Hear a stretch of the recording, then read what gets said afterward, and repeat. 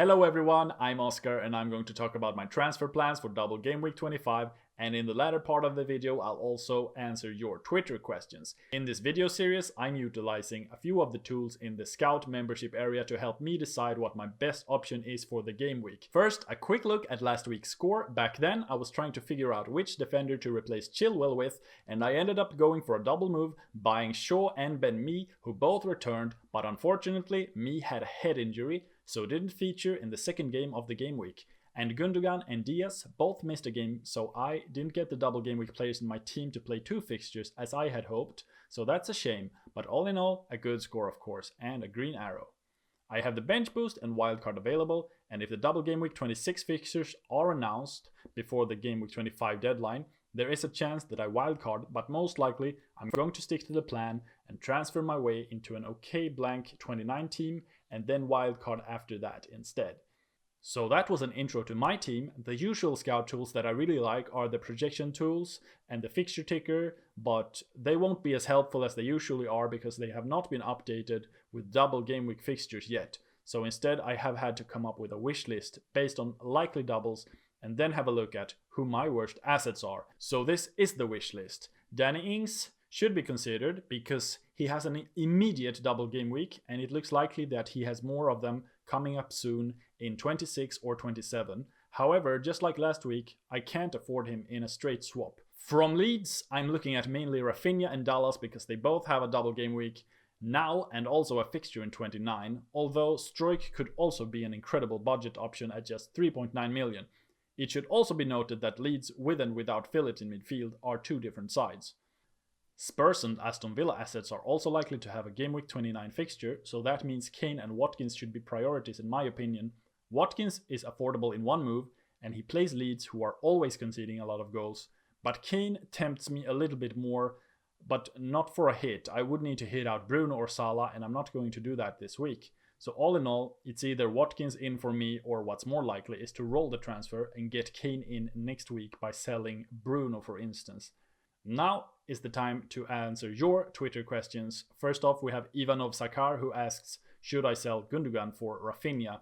And there are actually more questions about Rafinha, so I'll just bring them up as well. What about transferring in Rafinha, Son to Rafinha? And also there's a question about best transfer targets. Rafinha is an excellent option at his value of 5.3 million, especially as he's still less than 5% owned by FPL managers. He's registered 2 goals and 3 assists in his last 5 games and has the underlying stats to back up that this isn't an outlier. He is comfortably expected to outscore Gundogan and Son in game week 25 due to the advantage of a double game week, in which both fixtures are relatively favorable. Wolves away and Southampton at home. It's probably a near 50-50 with Ings, who is traditionally a more clinical striker but does have a harder second fixture. However, with Rafinha being around 3 million cheaper, this would make him the best value of all these assets for game week 25. Despite Gundogan being the informed player at the moment, it might be time to move him on. The main reason for this is the return of Kevin De Bruyne. Using the comparison tool is an excellent way of comparing game week ranges of players like, in this case, Gundogan with and without KDB on the pitch. Excluding game week 19 as the game week data is a little hybrid of with and without KDB on the pitch, so I've looked at game week 14 to 18 and game week 20 to 24. The expected stats of Gundogan during game week 14 to 18 is probably more in line with what one would expect from a player of his price range, posting an expected goal of 1.19 and an expected assist of 0.34 and an expected goal involvement of 1.53. 2 big chances and 4 shots on target, as well as 8 goal attempts. One could even see his heat map during this period is a tad closer to the midfield than the opposition box. Game week 20 to 24 is a whole different story, an expected goal of 3.65 as well as an expected assist of 1.17. And what's more surreal is his expected goal involvement of 4.82. 10 goal attempts, 6 shots on target and 6 big chances created. His heat map also shows a player being a lot more active in the opposition box. KDB will probably take a lot more central role and move Gundo out of the glory light, which is worth taking note of in the comparison between these assets. However, if you need a medium to long term option, we need to dive a bit deeper, as we would expect all the other players on the list to have double game weeks in game week 26, whereas Leeds are unlikely to have any others in the next few weeks. Son is an excellent option in week 26 when he is home to Burnley, and then it's a possible double game week against Fulham or Southampton. And with Kane back, it may be risky to transfer Son out. So the decision will be team dependent. However, if you have a spare transfer and you want to attack week 25, the best move could be to bring in Rafinha now and then make an assessment as to what the best move for the longer term is next week, when there should definitely be clarity on double game week fixtures.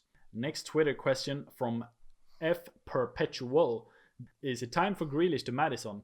This is a close one and I don't have a simple answer, but my short answer would be that I probably wouldn't sell either of these players to buy the other, using the most likely scenario for rearranged games. Grealish has Leicester at home, Leeds away, Wolves at home, Newcastle away, and then Spurs at home, with probably 2 double game weeks between game week 26 and 28.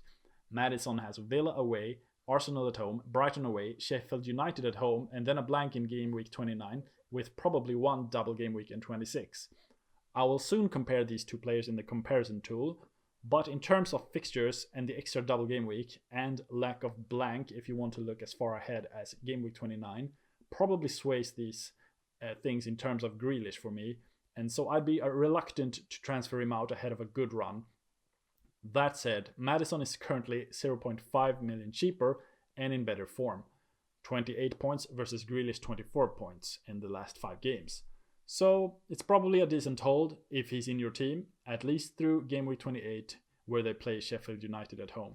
Another thing to note with the Grealish versus Madison debate is that Aston Villa has a ton of matches unplayed and will play in game week 29, which saves you a lot of headache when the blank shows up. But let's check the comparison tool if there's something else to take note of. And it seems like everything is talking in Madison's favor here. 0.64 expected goals for Madison versus Grealish at only 0.16 over the last 4 game weeks. And Grealish also has lower expected assists. And Madison has some really impressive numbers in terms of 12 goal attempts, 5 shots on target, and he also has a tasty set-piece foot. Leicester as well is really in the title chase, while Aston Villa has gone on some sort of dry spell. Leicester do have that 1 double game week in 26, so it could be worth to bring in at least one of their players, but have in mind that there are very few matches in game week 29, so you should have a transfer plan in mind unless you have your free hit left or will play your wildcard in terms of that.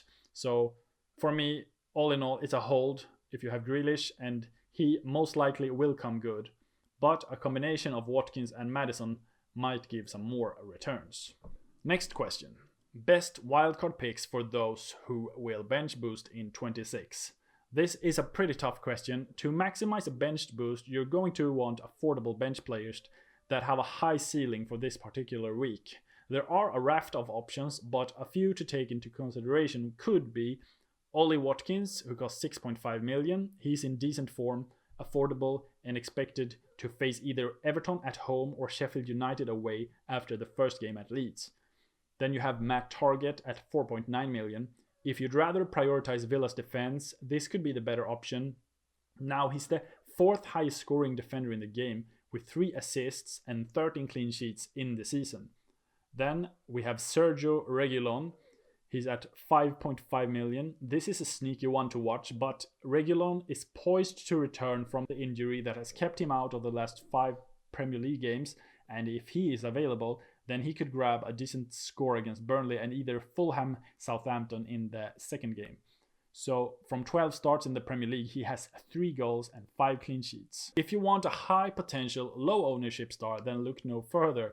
KDB was fit enough to make City squad for Everton midweek, so he should be ready to go in both matches in game week 26, home to West Ham and either Wolves or Southampton. So last year's top scoring midfielder is currently in less than 1% of live teams. That's all I had for you this game week. Subscribe to the channel, and if you want your question feature in next week's video, you need to follow me on Twitter. Good luck with your decision and your game week score.